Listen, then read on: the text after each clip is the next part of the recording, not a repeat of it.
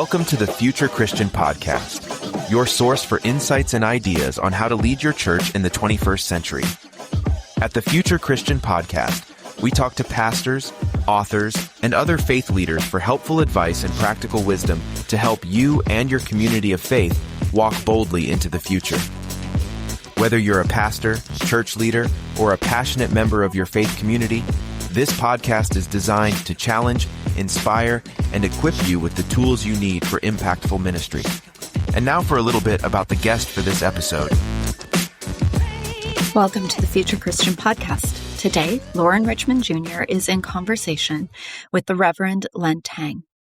Len is the director of the Church Planting Initiative at Fuller Seminary and has planted two churches, Cedar Creek Church in Sherwood, Oregon, and Missio Community Church in Pasadena, California. He received a BS in Electrical Engineering and Computer Science from UC Berkeley and an MDiv from Fuller Seminary. He is married to Amy, and they have 3 young adult boys, a cat, and an electric motorcycle. A reminder before we start today's conversation, please take a moment to subscribe to the podcast, leave a review, and share Future Christian with a friend. Connect with Loren, Martha, and Future Christian on Instagram. Shoot us an email at loren@resonatemediapro.com with comments, questions, or ideas for future episodes. We appreciate your voice and how we faithfully discern the future of the church.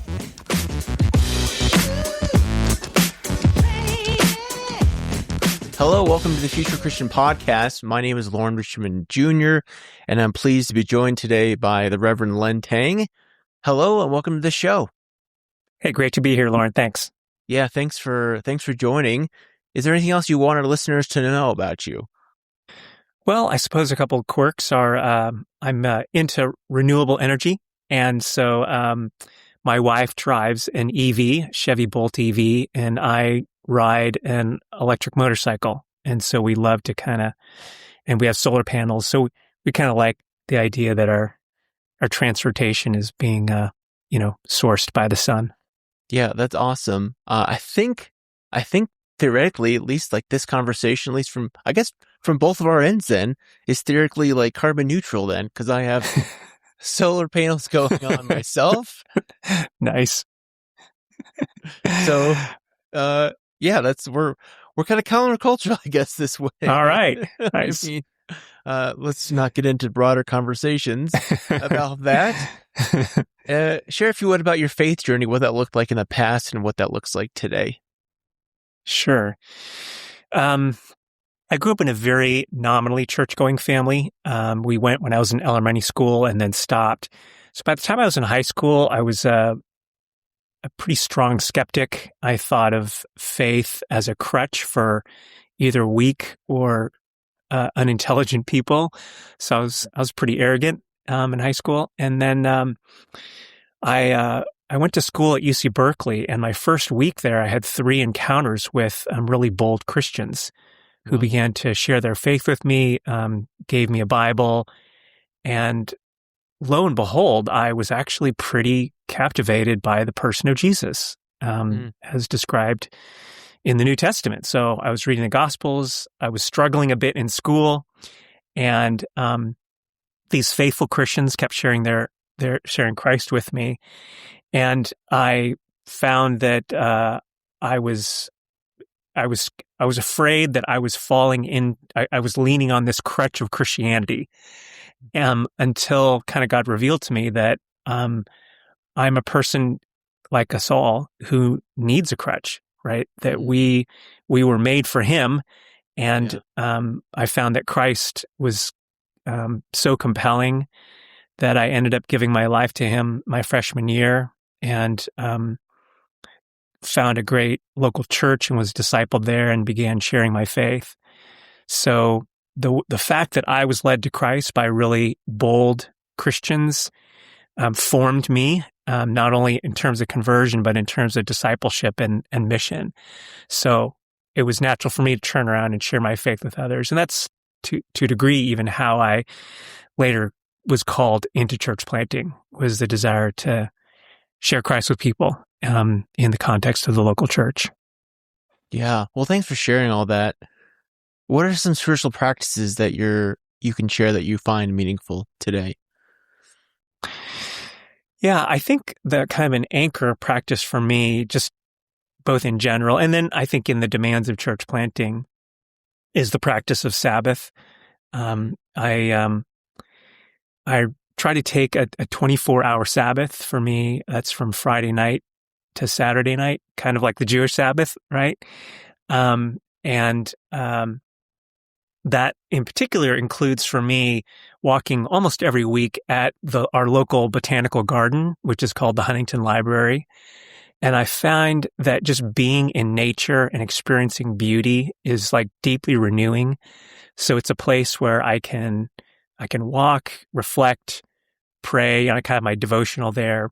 And that just every week I look forward to that. And so the practice of a 24-hour Sabbath, no matter how crazy a week has been, I know that there's an opportunity coming to rest, to be with God, to enjoy beauty. And so that's been like an incredibly life-giving practice for me.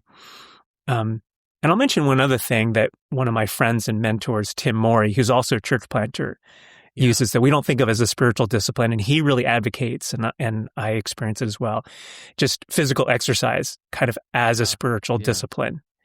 And I find just kind of like recovering the fact that I am an embodied person, right? Like I'm not just a brain on a stick. I actually need to connect with my body and with this physical world. And so exercise really does that. It's renewing for body, mind, and spirit. And so I generally work out every day, either a cardio workout or weightlifting or jujitsu, and those are all really renewing for me. Well, this is great. I got to give a shout out. Tim Morey had him a long time ago, years back on the podcast. So give him my best. I really appreciated his book. I can't remember what it was called. Planting a Church Without Losing Your Soul. Yes, was that a very apt title.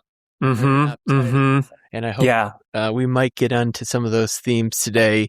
And I think that's such a good word you had, even just about Sabbath. I mean, certainly for church planters, but for any pastor, I think really in general, but especially someone who's leading something new. Yeah, so absolutely. I'm excited to get into this conversation already. If I wasn't already, I definitely am now. So I want to start with sort of a big philosophical question in this. Like, why do you believe we should still be planting churches? Yeah, let me answer that in a couple different ways. The first is, I would say, like, why do you believe couples should have children?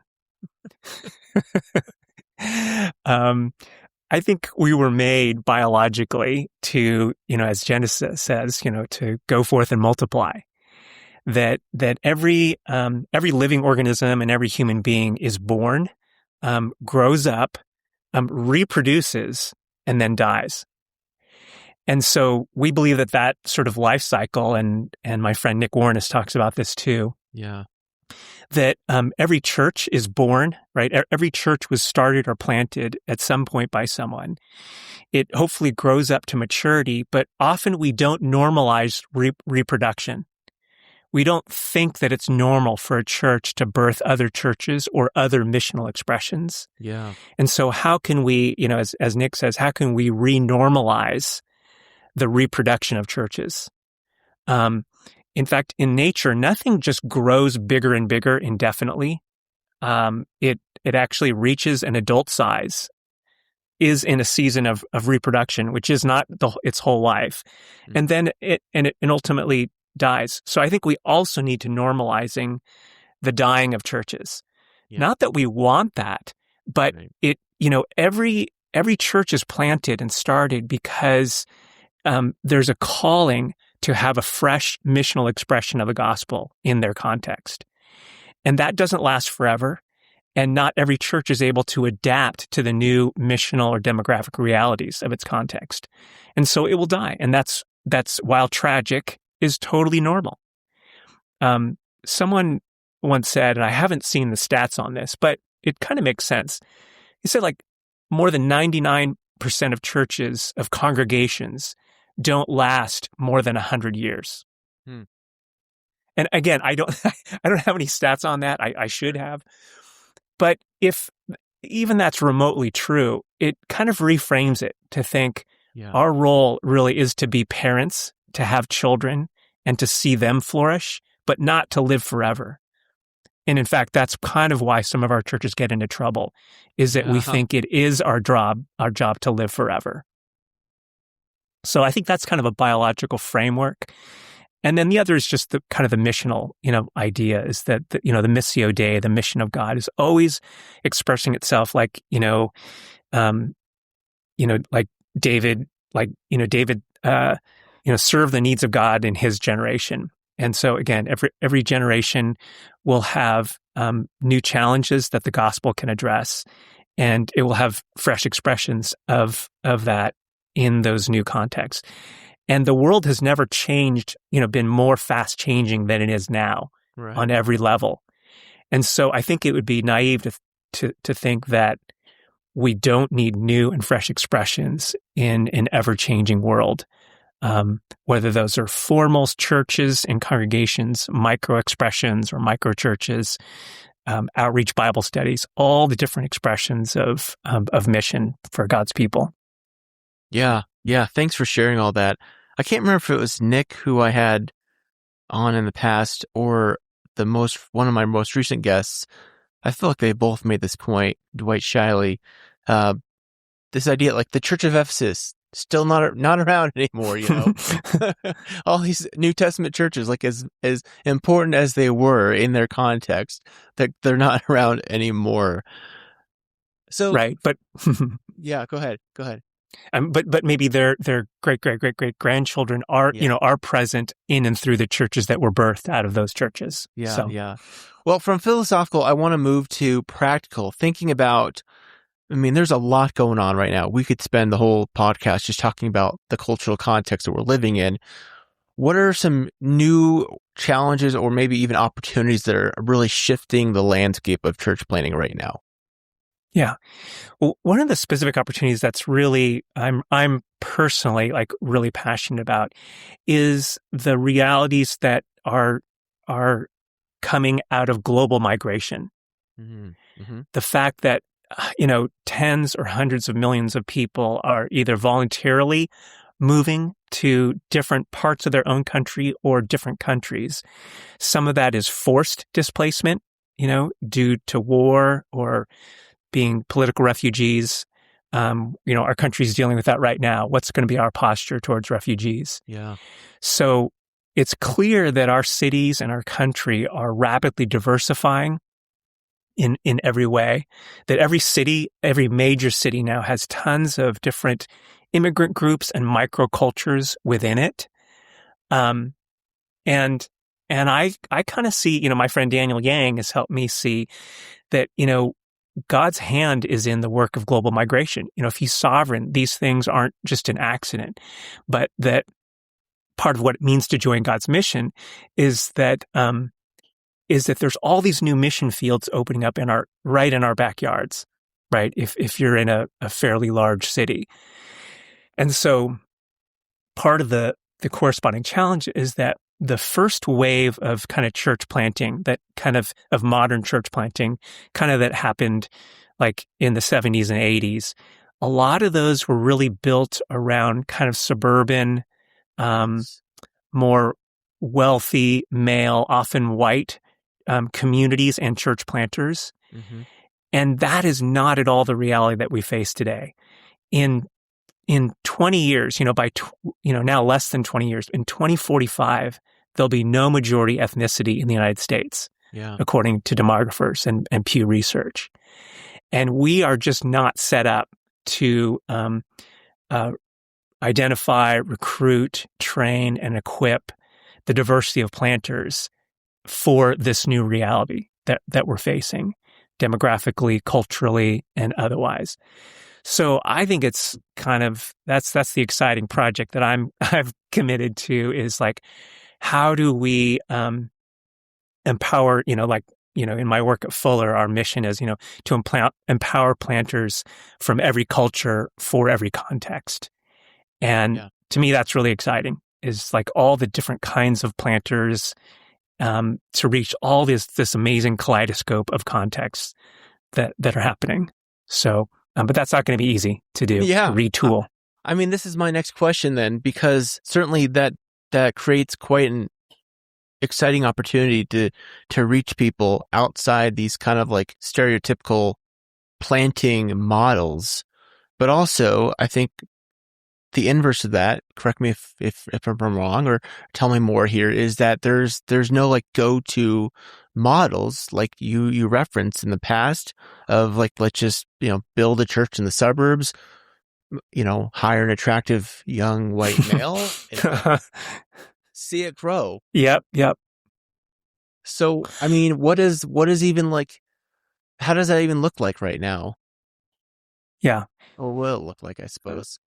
Yeah. I think we're in the early stages of that. I mean, there is already a lot of church planting that's happening in very diverse contexts, but it doesn't sort of tend to make its way into denominational surveys necessarily, or sort of certain kinds of statistics.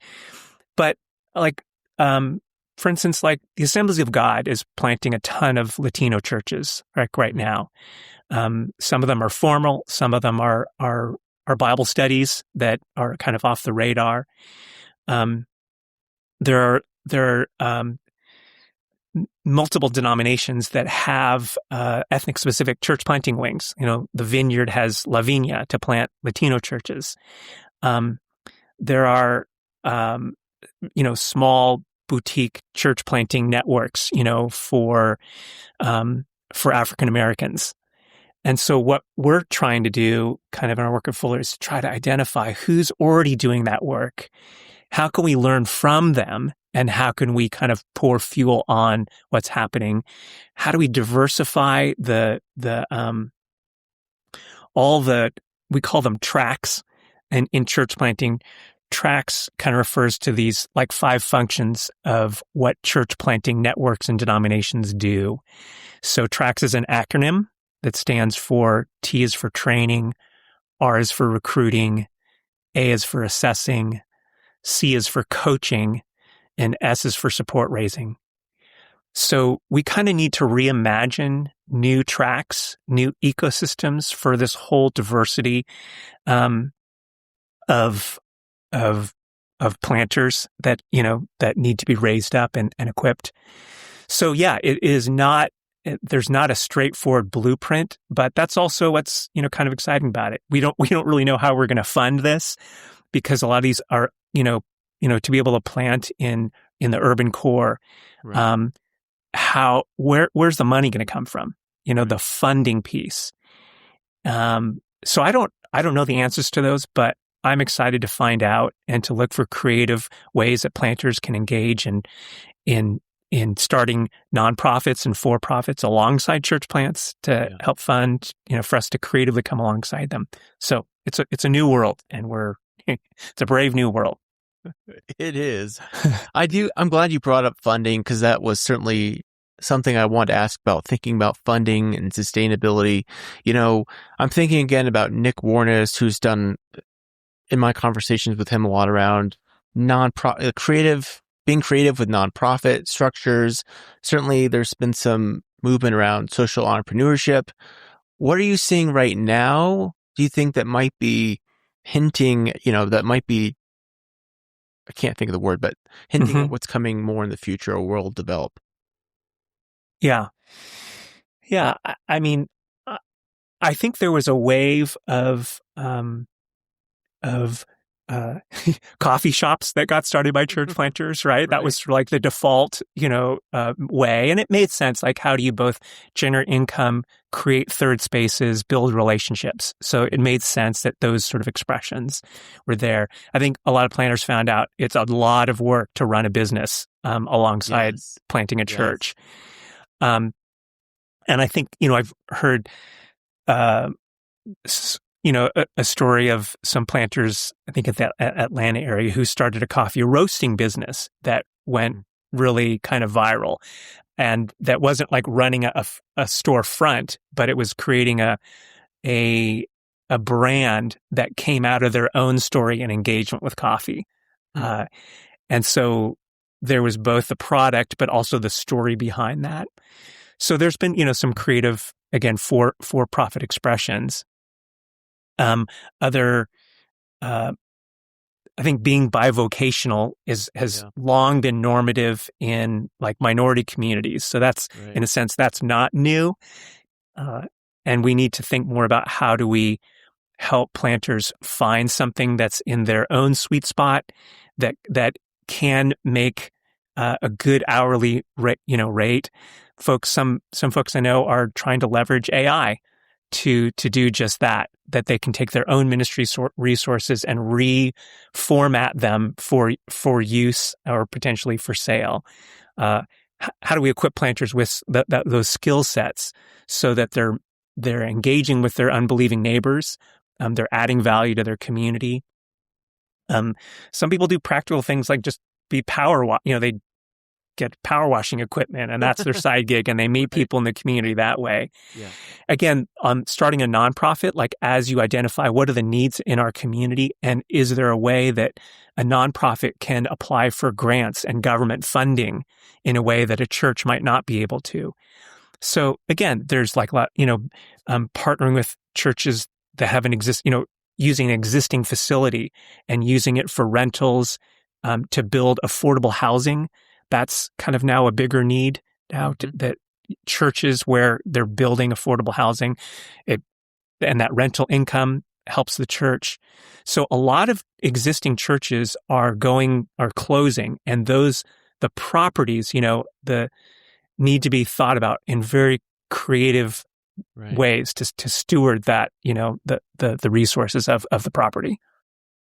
So I'm thinking about as we name these realities of bivocationality or social entrepreneurship or what have you, do the expectations, whether, the expectations from the church planter themselves, around their own expectations, do the external expectations from a coach or network or what have you, do those need to change and to be more, like I've almost thought about, like in some contexts, do we need to think of change the language rather from a church planter to almost like a missionary? And I know that language has some cultural baggage in some contexts and for good reason in some scenarios.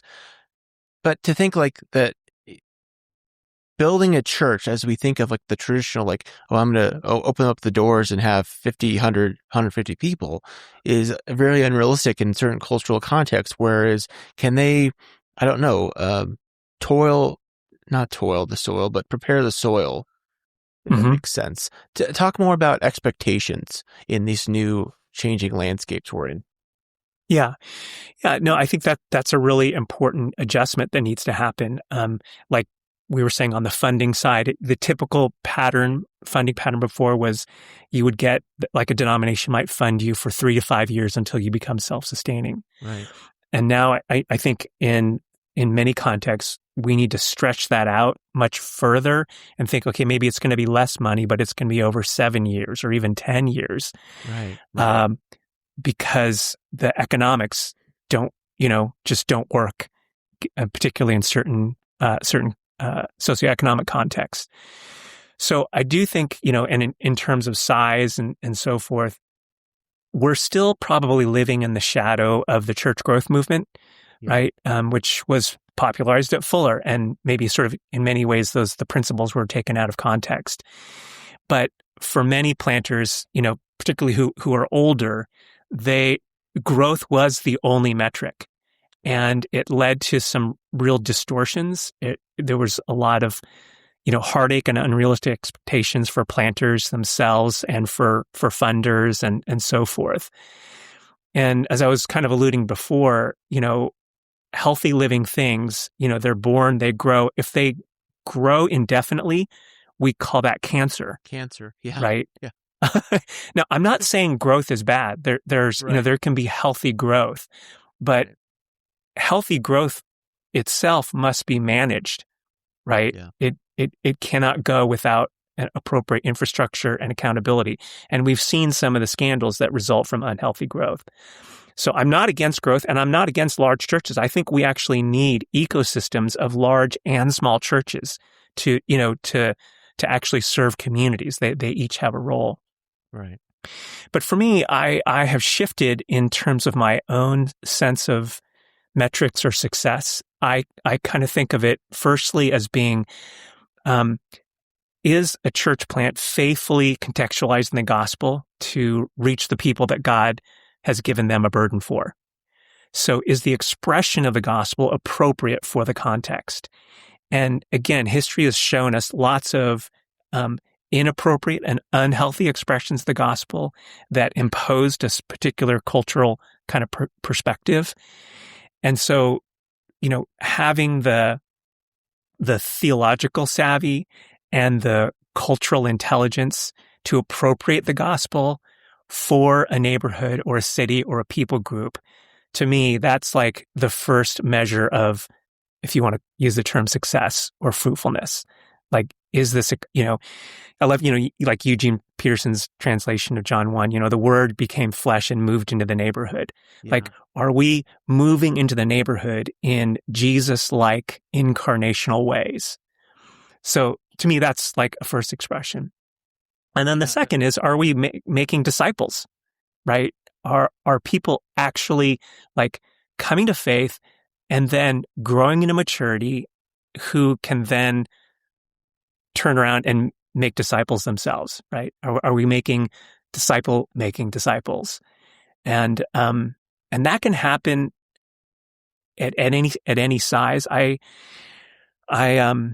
work with a planter here in LA named Jared, who's just planted about a year and a half ago.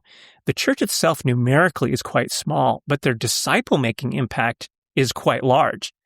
That they're training, like the vast majority of their people, to be able to lead a discovery Bible study and to disciple a handful of people. And those people are like, even when they've moved out of the area, they are going on to gather their friends and their family members into a discovery Bible study to be introduced to Christ and to learn how to pass on their faith to the next generation.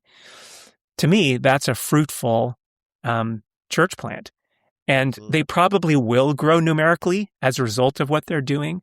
But the first fruits, so to speak, of that are that they're actually making disciples who can make disciples. I mean, and so anything, that's, yeah, I'm sorry to cut you off. I was just going to say, like, if anything, that's not, it's hard to do all that in, 3 years and, become sustainable, just practically speaking. I do want to ask about thinking about the planter per se. Again, we've kind of talked about how the stereotypical young white male is no longer at least the standard, right, for what a church planter should be. What are some characteristics you think that are essential in a church planter? Obviously, regardless of the demographic characteristics. But, we think the scripture, God looks on the heart, not the outward appearance. I imagine you have to do a good bit of trying to look at someone's heart. What do you look or try to find in that potential planter? Yeah. One helpful biblical frame for that is that Alan Hirsch has popularized is the emphasis on Ephesians 4 and the APEST gifts, right? Apostle, prophet, evangelist, shepherd, teacher. And in a broad sense, church planters tend to be APES, APEs, while established pastors tend to be STs, shepherd, teachers. Okay. Hirsch and others would say actually every leadership team should be represented by the fivefold gifts. That's a healthy team where each of those leadership functions is represented and active and healthy. But typically planters are very strong in the apostolic, right? Where they're breaking new ground for the gospel. So a typical question for a church planter is, what ministries have you started inside and outside the church? Is there sort of a track record of breaking new ground? Yeah. And both, again, new ministries in an established church, and particularly like an outreach Bible study, or you're sharing, you're coaching your kids' soccer team and you're sharing Christ with those parents. Like usually that manifests itself in those forms. And I remember, when I was, as a newer Christian, there were things that just kind of seemed natural to me, of like starting a dorm Bible study, doing a summer mission project, reaching out to our campus. And people would say to me, after a while, they'd say, "Hey, have you ever thought about church planting?" Which I didn't even know what that was. But it was like they could see that there was this missional impulse and the willingness to start new things. So that's usually kind of for, what I and others who do more formal assessment are looking, beyond the the foundational aspect of spiritual maturity, of their relationship with Christ. But in terms of their gifts and their wiring, that apostolic piece is typically present. They've started new things. Let me ask about spiritual maturity. I didn't put that as a question, but it brings to mind something that's been a common theme in conversations I've had and things I've read. Certainly that there's a not good history, at least recently, in Christian circles of platforming charisma over character. Yeah. Certainly, I think we would both agree, like, you've got to find someone who can, like, interact with people, and, knows how to be around people and engage people. What are those how do you make sure you're discerning well to not platform charisma over character? Mm-hmm. Yeah, that's a great question. And obviously from, we've seen these high profile falls, not just of pastors, but of planters more specifically, who, and again, Tim Morey in his book, he says we have this distorted sense where when someone is aggressive and takes power, we reward them with more power. Yeah. Right. If only we needed a relevant example of what that's right now. Exactly. Yes. I can't think of it. Right. Can't think of it. Yeah. And that is, that reveals our lack of discipleship, of being intimately acquainted with the way of our Savior. Yes. So I do think, when I've talked, I have friends who work at Stadia, which is kind of one of the largest sort of organizations that does church planter assessment. So quite a few denominations will outsource their assessment process to Stadia. And I think they are, maybe are learning they have learned their lesson too, and exactly as you said, platforming charisma over character. And so there's a greater attentiveness to what people around that person are saying, not just how the planter presents, but, people around them are saying. And their ability to also build a team, a healthy team that, again, kind of functions in a collaborative and mutually accountable kind of way. So I think the launch large model, someone with a very, very charismatic, great communication gifts, sort of that stereotype. Again, I think there's still a place for that, and we shouldn't disqualify people, based on the bad experiences we've had. But when someone does have that kind of persona, we need to do greater due diligence in terms of, hey, are they teachable? Do they demonstrate, are they responsive to constructive criticism? How do people who have had conflict with them in the past experience them? So, those obviously are some warning signs and litmus tests for the health of their heart and the humility of their posture. Yeah, good points there. I want to talk a little bit about failure. Certainly, you have hinted at it already that, things never last forever. And maybe from my own experience in church planting, I used to joke with others I felt like the most important quality of a church planter was someone who could get out of bed on Monday morning. Yeah. How do you coach? Because nothing. I'm of the opinion, maybe this is just my own bias from my own experience, but like failure is inevitable in some regard.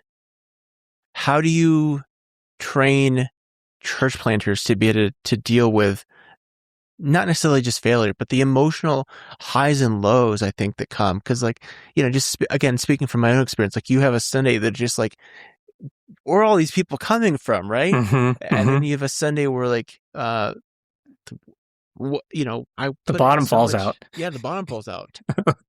Yeah. The roll, we try to tell them, don't try not to get on the roller coaster, right? The Yes. intense. So, yeah, I think maybe I kind of hear two pieces in your question. One is, how do we train planters' resilience? Right. How do we form them?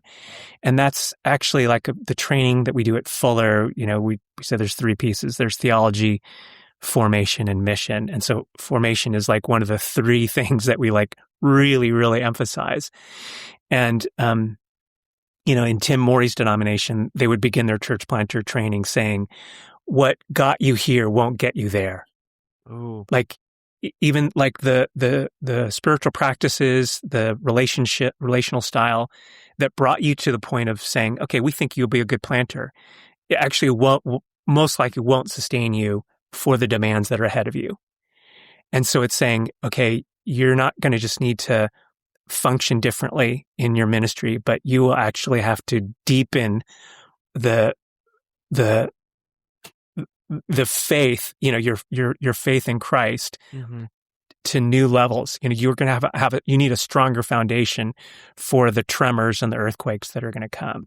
And so, we do focus around spiritual practices. They obviously come with some, but how do they deepen the ones?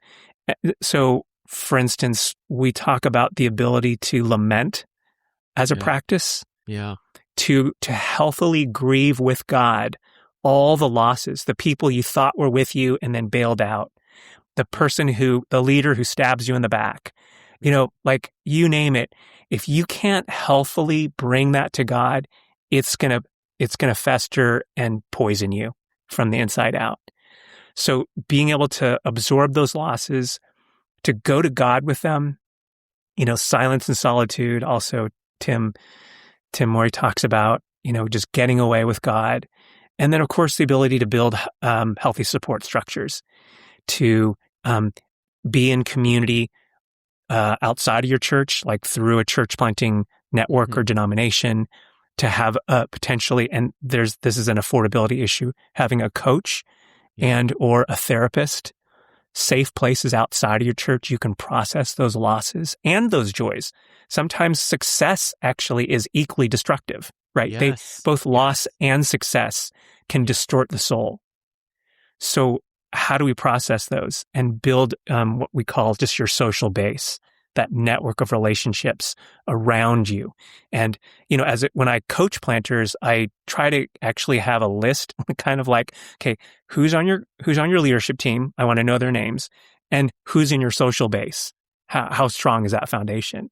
Yeah. So those are ways that we can kind of help surround and ensure that planters are staying healthy, with Jesus and with their community. And then we try, when a church plant does come to an end, I try not to use the language of failure, because that's ultimately God's call. The church closed, it's no longer going, but failure is a judgment that's beyond us. Maybe they were doing exactly what God wanted them to do for however long they did it. Yeah. And in their own formation and in the formation of those people, and, something happened that needed to happen. And we are not sovereign, so we don't have access to all that. So trying to reframe what happens when a church closes, because otherwise it's kind of like, it's like the scarlet letter. Like, I am as a minister, I am a failure. Like, that's no. Like, you took a risk. You went in the arena. Let's not penalize people for doing that, but help them find their next call. And even just the core leaders and the attenders, for them to not think, oh, I just wasted 3 years of my life. Like, no, something happened, and that was part of your formation for the next chapter. Well, let me say it this way. before I started a church, or while I was in the early beginning of starting a church, I spoke at a church closure that had been around 150 something like that years, and I shared the sermon. Nothing is ever wasted in God's economy. It was a lot harder to even utter those words to myself when it was my church that was closing, So those are very important words, and I thank you for sharing them. Let me ask you one more question before we take a break for closing questions. I've sort of chuckled at myself thinking about this, and I'm curious your perspectives. Like, I think I see sometimes folks who have been burned out in a long church or had a rough go of it in an established church. Like, the next move is to start a church. And like, full disclosure, like, that was kind of my move. I just wondered, like, well, how healthy is that really? To go, you mean to feel frustrated in an established church and then to start something new? Yes. I mean, the phrase we use most often with church planters in uncovering their call is the idea of holy discontent. You may know that.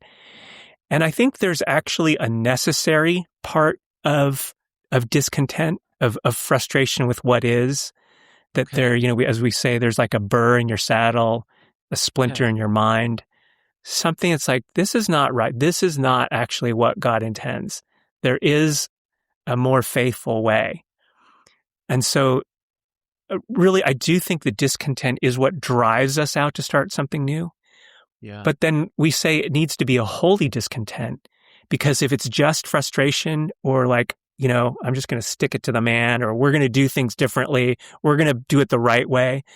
If that doesn't become, if that's not humbled and holy and refined, then it's just discontent, and God does not want to build a church on discontent, right? He's got to be, the Holy Spirit has to be refining us into a godly and biblical vision. But so we hold those in tension. Like, the discontent, God can use that, but it can't only be discontent. Yeah, this is such good stuff. Gosh, anything else? I feel like I need to ask you, like, one other, like, anything else, like the stereotypical you want to say about church planting that we have not covered, I guess, before we take a break. Yeah. Church planting is not a silver bullet. It's not for everyone. It's not going to solve the problems of the American church. But it is a healthy and normative expression of the Missio Dei, of the mission of God at work. And so people kind of tend to be, church planting kind of tends to be polarizing, right? You're really like all for it or you're kind of against it. And both of those are probably unhealthy reactions or overreactions. We need to normalize church planting. We need to find and identify people with apostolic gifts to encourage them to take a next step. I just had a conversation yesterday with a Fuller staff person, a Latina woman who, she was just telling me her testimony, her story, and I was like, have you ever thought about church planting? Just because she was just, I started this, and these women are responding to this. And she was like, well, actually, yeah, my husband have thought about that. And so just, wherever we are, there's an opportunity to help someone take the next missional step. They may not end up as planters. Maybe they start a Bible study at the local YMCA, whatever that is. But the church desperately needs people to use their gifts in the church and the world, to not be afraid of risk and the vulnerability of it. And so I want to encourage people to not only think about formal church planting, but to think about the whole variety of missional expressions that God may be calling us to, and to release people to that. Some of those people will plant, and that's great, but all of God's people need to be involved in all of God's mission. Well, this is fabulous. I really appreciate the conversation. Let's take a quick break, and we'll come back with some closing questions. Okay, we're back with Reverend Len Tang. Really, really have appreciated this conversation. So, the closing questions we always tell folks you can take these as seriously or not as you'd like to. We do always ask if you're Pope for a day. So, How can you relate that somehow to church planting? Like if you had a, sort of universal authority over Christendom, what would you do that day? I guess going back to my sense of call to help plant multi-ethnic churches, which is we consider to be to include immigrant church planting, ethnic specific church planting, and multiracial church planting. I would want to awaken the capital C church to the opportunities and possibilities, and to say, let's reallocate our resources to enable all these different kinds of church plants to flourish. And in their flourishing, you'll find your own flourishing. Yes. That the interactions that we find with diverse peoples that is so desperately needed for our own formation. And so that would be the gift that I would want to give by kind of re-energizing and reimagining, multi-ethnic church planting. Yeah, awesome. Thanks for sharing that. A theologian or historical Christian figure that you'd want to meet or bring back to life? Well, I just earlier this year, I read Dietrich Bonhoeffer's biography. And so I just was, particularly in this political moment, found him so prophetic and prescient. So he might not be like the main person, but just at this moment in time, I guess he's the person I'd want to learn from and talk to. Yeah, absolutely. What do you think history will remember from our current time and place? I guess it's they say that every 500 years there's been these massive changes in society and culture. And so people are wondering, are we at one of those epochal shifts, that are about to happen, where, a lot of what we're doing, we're kind of deconstructing evangelicalism, and will it survive? And what's the new thing that God is doing that will not take its place, but come out of the Reformation, the present day Reformation of the church. Right. So I don't know what history will remember, but I feel like even this current political theological moment is a sign that all is not well, and that something new will need to take its place. Yeah, that's wise. It's a very a wise way of saying it. What do you hope for the future of Christianity, for church planting in America, in the world? So feel free to take that as you want it. Yeah. Well, I at the beginning, I told my conversion story that it happened from reading the Gospels and being captivated with the person of Jesus. Mm-hmm. And even just doing, I'm doing a Discovery Bible study with some Caltech students right now in the Gospels. And I still am captivated with the person of Jesus. Mm-hmm. And to see these young adults be captivated with the person of Jesus, like that just never gets old. And so my hope for the church is that we would be captivated with the humility, the gentleness, the power under submission that Jesus demonstrates. That the most powerful person in the world did not exploit that, but yielded it and gave himself even to death on a cross, Philippians 2. Thanks be to God. And I think that vision is, we need to be recaptivated by that in a day where Christians seem to be so captivated by power and by political power. And I really believe we need to repent of that. I wrote a brief theological statement inspired by Bonhoeffer at faithfulresistance.com, just a little one-page thing to try to say something about walking more in the way of Jesus and less in the way of power. So that would be my hope.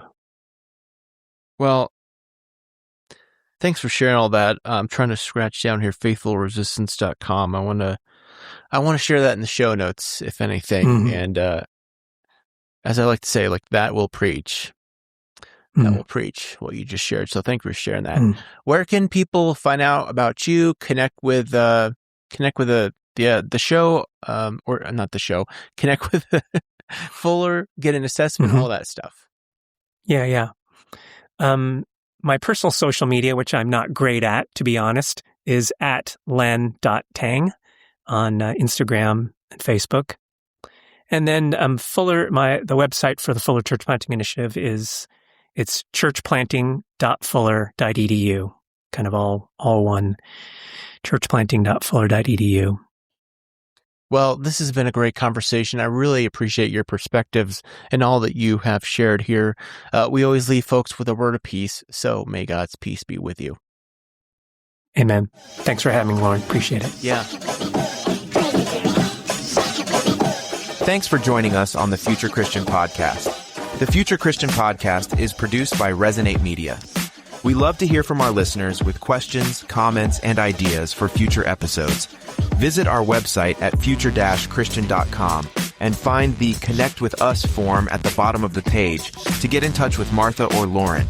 But before you go, do us a favor. Subscribe to the pod to leave a review. It really helps us get this out to more people. Thanks, and go in peace.